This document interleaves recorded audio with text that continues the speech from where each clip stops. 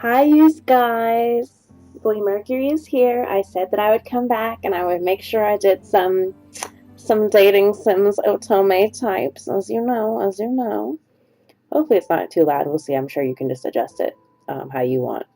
But okay, let's just get started. I haven't played this yet, but this is called Seduce Me Otome. Oh, I can't even say it. By Seraphim Entertainment here, as you can see. I'm excited because I saw it on Steam and it looks really nice and it looks like boys are going to be cute and I love cute boys, so let's do it.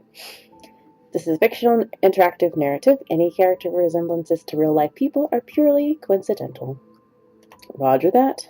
Also, please note the following game is made for PG-16 audiences. Wow. Please know that sexual violent themes are explored in this game. Trigger warnings, abuse, implied rape, and suicide. You have been warned. Oh man, some bad stuff's going to happen in this game. But I'm excited because of cute boys. So just know this is not for the young fans. Okay, it's for the older fans. Please enjoy. Why, hello. My, aren't you a gorgeous sight? Can I be honored enough to know your name? Oh my. I suppose so. Let's do it. My name. What's my name gonna be? I'll just name myself Blue Mercury as per usual. Okay. A lovely name for a lovely person like you. Wonderful. Oh dear. I'm gonna probably turn the volume down a little bit. Hold on, you guys.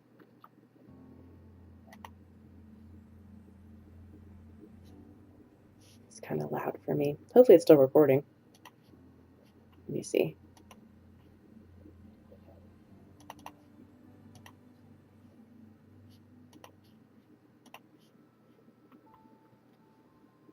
It looks like it's still going, so hopefully it is. Just in case, I'll stop it. Oh, never mind. No, it's still going. Okay, good. So I'll just go back and I'll delete that part later. Okay. Eric, do your job. Who's Eric and why does he need to do his job? Very well. This game was produced by Seraphim Entertainment under the direction of Michaela Laws and is powered by Ren'Py Visual Novel Engine. We truly hope you'll enjoy this story. I know I'll enjoy it since you'll be in it. Got good voice actors and everything. It's funny, they say Ren'Py Visual Novel Engine. I'd always assumed it was Rimpy. I don't know, I wanted to say Rimpy maybe. It sounds cute. Fine. Farewell, my... My bad. Wait, did he say farewell, my sweet somewhere? Was there nothing before that? Okay. Oh. Oh, okay, now we're in somewhere. Okay, I got it. Oh no, someone's getting hurt. Come on! Is that all you got? Try me, asshole! Oh dear. Oh my goodness gracious me, this is too much. Let's retreat for now. No kidding. Let's get out of here. That's right. You better run, you stupid punks! Stay out of our territory!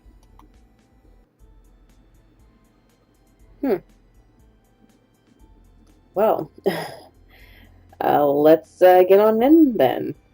Call it fate or call it coincidence. That one moment of violence started a chain of events I will never forget. This formula, created in the 70s, is one of the most important in the field of financial theory. It is used to calculate the price of European-style options and is widely used by option marketers, though there are some discrepancies that are now corrected with the modern view.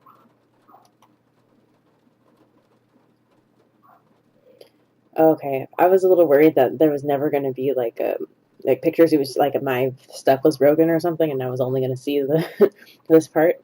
Okay.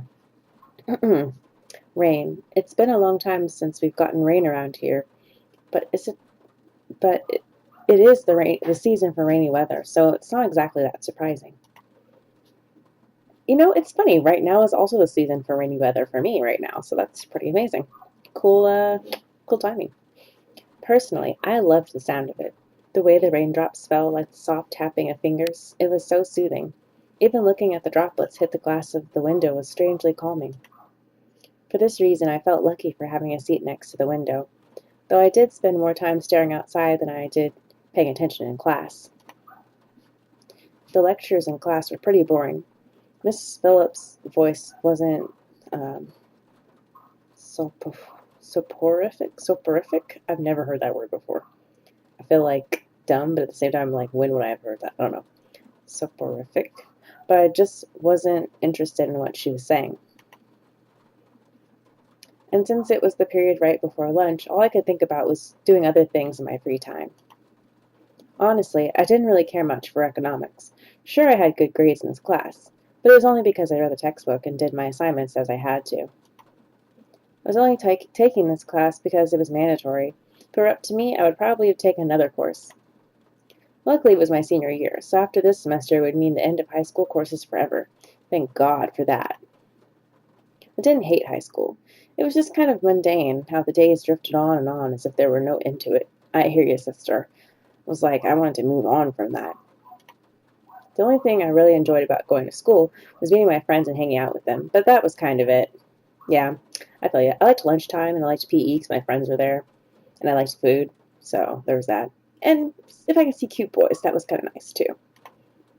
In short, I was done with high school. The start of second semester brought a note of finality to it.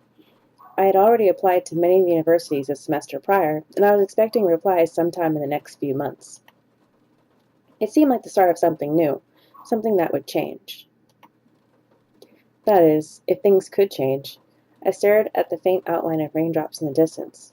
For now, I was stuck in this class. Miss Anderson. Oh. Mrs. Phillips' raised voice interrupted my train of thought. Just when I was thinking about class, I quickly turned my head to face the teacher. Hopefully she didn't pick me just because she noticed that I was spacing out. Yes, ma'am? Would you care to name the equation I set up on the blackboard? Oh, I think I read about that in the textbook last night. It should be the Black-Scholes model formula. I think that's how you say it. Very good as always, Miss Anderson. Anderson. It followed me wherever I went. Most people didn't really know me by my first name, but rather by my surname. No doubt, since the surname was the trademark of the internationally famous and philanthropic Anderson Family Toys, and because the founder was my own grandfather. Suzu, one of my best friends, turned around and proudly gave me a punch to the shoulder. Kick ass, girl. From beside me I heard Naomi, another one of my best friends, clearing her throat in obvious disapproval of Suzu's choice of words. She means good job. Naomi sounds fun. Or she sounds, cute. Miss Capini. Oi! Care to tell me who the creators of this formula were? Some guys named Black and Shoals. Fisher Black and Myron Shoals. Oh, I see. She's a little bit of a goody two-shoes. You know. Do your thing, Miss Lady. Very good, Miss Patterson. Like Susie's face is all like, F you. Show off. Yeah, show off. Hey, don't hate. Everybody's their own person. They do their own thing. We don't have to hate. We don't have to judge. Better study next time, Suzu. Be like us and study once in a while. Susie rolled her eyes and slouched into her chair as Naomi gave her a small smirk. She always pouted when Naomi showed her up. That's the end of today's lecture. Now, let's separate into groups and work on your projects. Remember, everything is due on Monday. Go ahead now. Noise. Before I knew it, Suzu and Naomi had scooted their desks to align with mine, and we turned into the Three Musketeers. Whenever the teacher let the students decide on groups, we always grouped together in our little trio. Of course. It was a sheer stroke of luck that we all managed to be in the same class, so we had to at least take the opportunity to stick together as much as we could. Besides, we were most comfortable around each other than, say, compared to being around any other classmate. It just made sense for us to put our heads together for any kind of project. I took out the poster we were working on and rolled it open onto the 3 desks. We were pretty much finished with fulfilling most of the guidelines for the project, though we did still have to add a few finishing touches here and there. After working on making the poster a bit prettier, we sat back and inspected our work to see what we still had to do. Naomi, as usual, was the first to look for any issues. She lightly tapped a pencil against her chin, staring intently at the project. Oh my gosh, you know what I just thought of? They kind of remind me of like Nancy Drew and like George and Bess, except for Bess would probably be the type that would be kind of more of a slacker a little bit, and like girly and stuff, and then George would be more like not anal, but more like strict about stuff, but also a tomboy. I don't know. That's just kind of cute. Anyway, Alright, so let's see. We finished the budgeting section, the building leasing, and the cost for labor. What else do we need? Suzu straightened up to look at the poster and stroked her chin.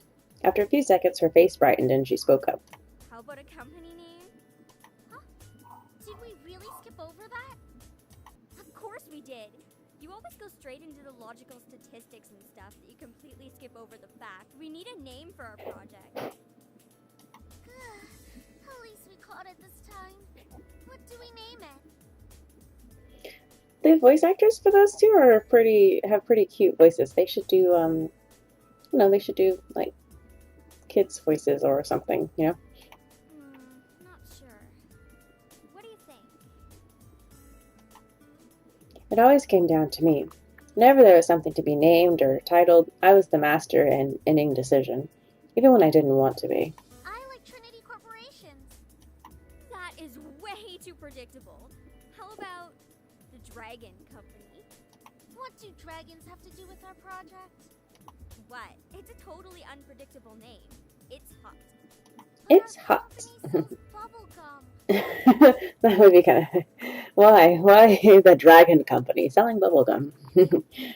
But then what she said about, like, what'd she call it? Like the 3 corporations? I forgot what she said. You can't produce spicy bubblegum. What do you think? Yeah. What do you think? Both of them looked at me expectantly, even though I wasn't quite sure myself. I didn't really want to choose sides, but if it were up to me, I would say... Yeah, Trinity Corporation. I'm just saying, like, both of those names are silly. Trinity Corporation just sounds way too serious for bubblegum. The Dragon Company just sounds like what? Can't we name it like Bubblegum Fun or something? I feel like choosing one or the other is going to put me at a disadvantage at some point in time. Like, one of them is going to hate me and try to kill me or something. Let's just do Dragon Company. Booyah! Dragon Company it is! Alright, now that we've decided on a name, now what? Oh, I guess she didn't care that much. Okay, good. I guess I've been watching too many of those, other, like, have you seen, I don't know if you guys have heard of Manly Badass Hero? He always does a lot of, I forgot what they're called, but those they're visual, like, novel-like these, but they're, like, girls that are, like, gonna kill, like, the guy. I don't know how to explain it, but anyway, this kind of situation would happen, and I would choose the wrong person, and the other person would try to kill me or something. Anyway, okay. As we ended our name game, a giggle scrambled my thoughts. Who was that? Ignore it. It's just Lisette. Who's Lisette? Looked over my shoulder to see her laughing with her circle of friends, mostly compromised of popular people that were practically friends with everyone in the school. Oh my gosh, who cares about popular and stuff? Why are we in high school? This should be college. That'd be more fun. But I digress. And as a result, everyone in the school knew them, and the center of it all was Lisette White. She sat with a posture that indicated she was still working, but that she also was ready to casually chat about her day. She had an endearing balance of charismatic and awkward, which was readily apparent when she first talked to someone. Well, if that's the case, she sounds nice. I don't understand why we don't like her. It was easy to make her smile and laugh, and she was quite the comedian as well. She sounds like me. Ah! I'm just playing. Okay, I'm just playing. I was definitely not popular. But I didn't have a chance to be popular in high school. I was always moving to a new school.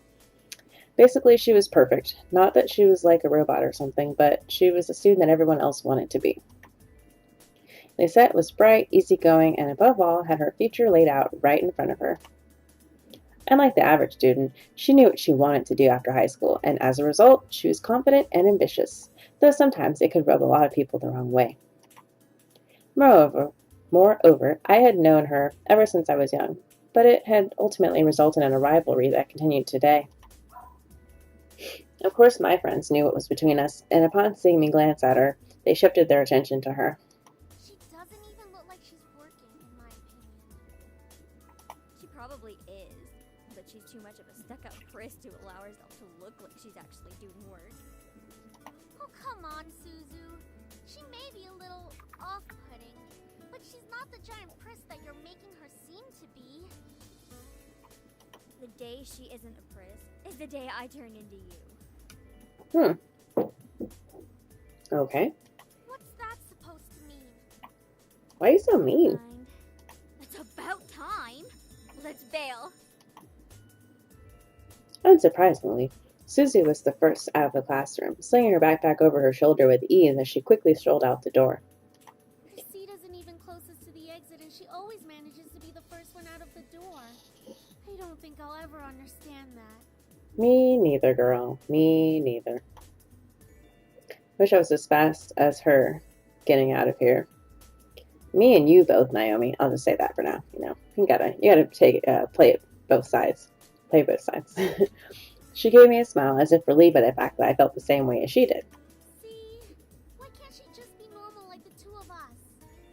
No. I'm not trying to get on anybody's side here. I'm the peacemaker. I'm staying in between y'all. I'm not trying to get killed today. It's Susan, Naomi. Think about it. Very true. Man, you guys are slow. Are you coming or what? We heard you the first time. Not everyone has rocket boosters attached to their legs when the bell rings. Are you kidding me? That class was ridiculously boring. Even Miss Valedictorian here was dozing off a bit. Who, me? Aha. I do have to admit I was spacing out. Just because I answered one question doesn't mean I'm automatically the valedictorian. I just studied really hard to pretend I didn't. No, they said I didn't. Okay, so it wasn't too interesting. But you should at least pay attention when Phillips is talking about the important parts. So you finally admit it. We're finally on the same wavelength. Welcome to the club, Patterson. Please, don't call me by my last name. This isn't the classroom. And never in a million years will we ever see things eye to eye. Not sure why Naomi has to act like that, but I guess Susie's also mean. Like, why are they friends? Like, they're just like frenemies, like constantly being mean to each other. Oh, okay. Never mind. Despite this, they both burst out in laughter. Normally, anyone would think that opposites like them wouldn't ever associate with each other. But even though they were so different, their friendship somehow made a lot of sense. It sounds like me and my boyfriend. Oh yeah, by the way, I have a boyfriend now. I didn't have one before. He's like, we're like this. Like, people think, why are you two together? You guys, like, seem to hate each other. Well, it works for us. Maybe they were just perfect complements. Their personality just didn't dictate the possibility of their friendship. After all, we three had been best friends since preschool. I thought this was leading up to something. Alright, so where are we heading to first? Cafeteria? I think we can all agree that we're really hungry, especially after hearing about our company's line of deliciously spicy bubblegum. Oh man, it's so much fun. I'm sure the fun is going to be ruined in a minute. Like, something's going to happen. It's going to be horrible. Who would even buy that? I wonder. Me? I would pay good money to get a taste of it. I guess if it was like spicy sweet bubblegum, like if it was like bubblegum with like a chili mango flavor. Have you guys ever had that? Like the Lucas or like that chili mango candy and stuff like that? Like, I always get that stuff from like Mexico and stuff like that, but it's good. Haha, you do like spicy food after all.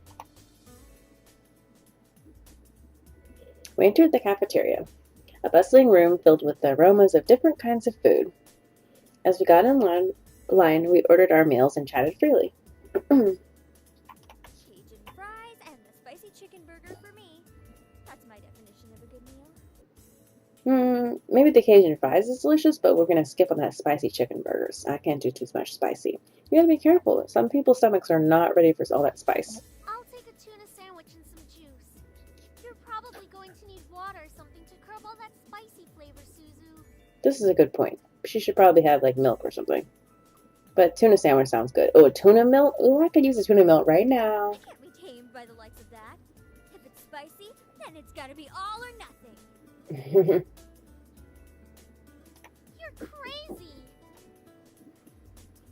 I have a friend like that. There's this place called Coco's, and it's like a. So I'm in Japan, and Coco's is a famous curry, like Japanese curry restaurant. And I have a friend that will go there and get like, because there's the spicy levels. I got like a level 2 one time, and it was way too much, so I had to do like no spice. I have a friend who gets level 10 like every time she goes, and I don't know what's wrong with her. She's crazy.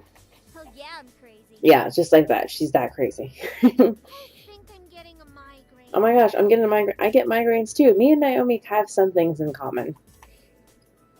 I think I'll go with what Naomi's having: Cajun fries, spicy burger, just mac and cheese and soda. I should do my own thing. That sounds good. Once we got our food, we settled down at one of the empty tables, putting our backpacks aside to finally dig into the food. Suzu leaned back in her chair, tilting it back so that she could rest her feet on the table by her food. Alright then. Is there anything we want to talk about? I think we've talked this whole time. Shouldn't we just, not talk? Or, oh no, do we need to have something in particular to talk about? Is that what girls usually do? I don't know. Bored already? Yeah, I guess. I know. Alright. Let's talk about... Say boys, and I will never speak to you ever Oh, again. no, that's good. I like boys. We can talk about boys. That's fine. Let's do that. Aw, why not? Yeah, why are you being mean? What's so interesting about talking about guys? Not like any of us are gonna get boyfriends anytime soon. Now with that attitude, girl, you better stretch yourself out there and get you a boy. Stop playing around. Even you being tomboyish, you can get you a cute boy. We don't know that. What if one of us does get a boyfriend? See? Listen to the girl. Listen Like to the that's girl. going to happen, Naomi. Look at us. I'm a tiny Italian. You're a ditzy blonde. So? Hey! No offense. And Anderson here. Well, I guess she could land a boyfriend or girlfriend if she wants. Or girlfriend? She can be a lesbian if she wants. This is a good True. point. I don't want to be a lesbian, but, thanks for looking out for me if I did. That's okay, Suzu. I'm not sure I want a boyfriend yet. Why not? It's our senior year. Might as well get a boyfriend. This is a good point. Maybe she's just not interested in a relationship, Suzu.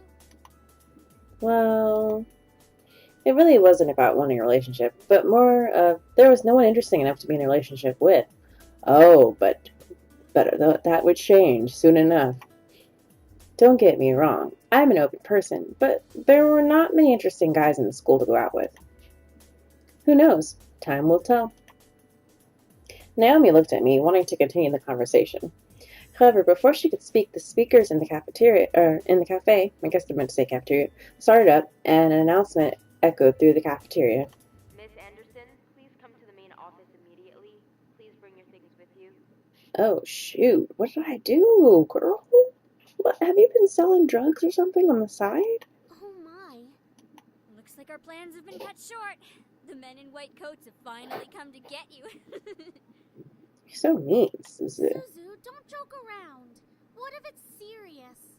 Fine. If something happens, just call us. Funny enough, something did happen. Oh ho ho!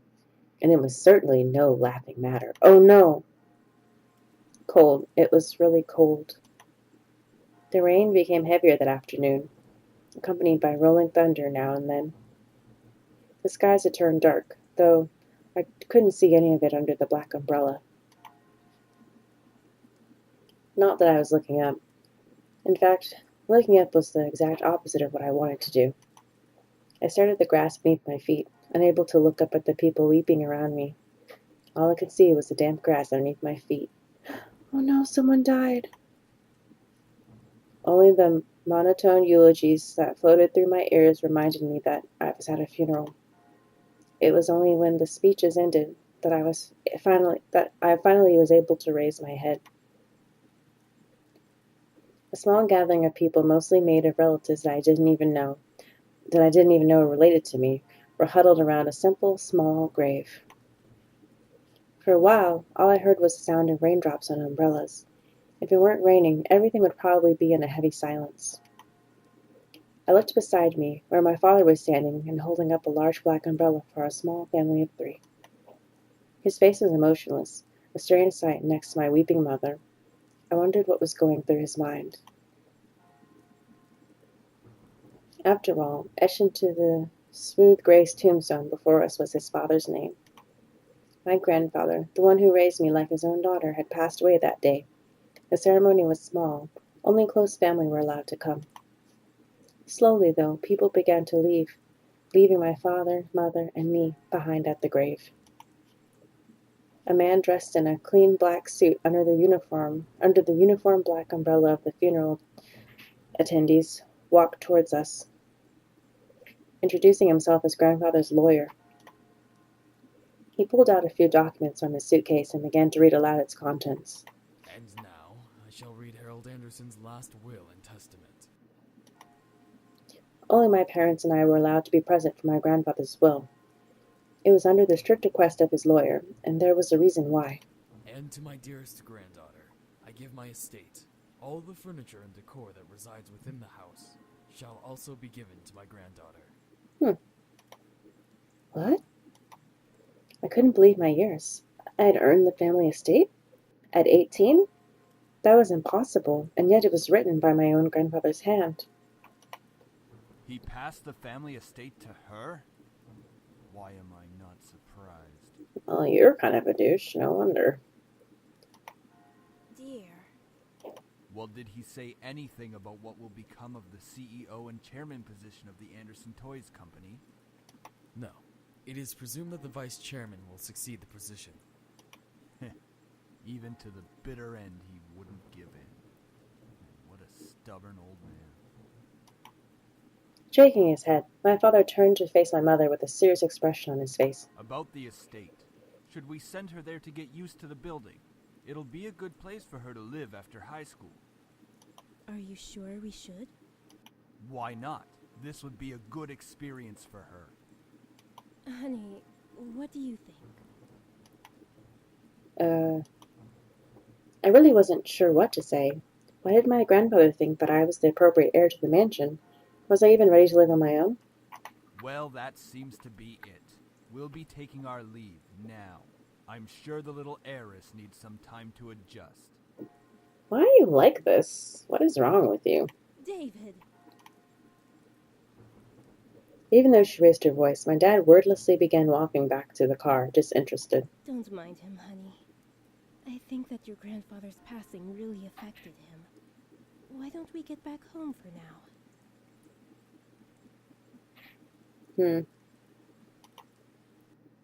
You can go on ahead to the car, Mom. I think I need some time alone with Grandpa. Oh, of course. Take all the time you need. She gave me a quick hug and hurried after my dad. I looked around the funeral grounds, which was completely empty, save for the solemn-looking grave that was laid in front of me. I'm sure that if Grandpa were in charge of arranging all of this, it would have been much different. It was blatantly obvious that my dad was in charge of the whole event. Who else would bury their own family the same day they passed away? Everyone knew my grandfather's love of toys, and yet the grave was a mere stone slab on the ground, void of any children's toys. My dad didn't even bother putting flowers. His disdain for my grandfather was almost pitiful. Yeah, why would the grandpa leave something to you if you don't even like him? Why would he do that? Sorry, Grandpa.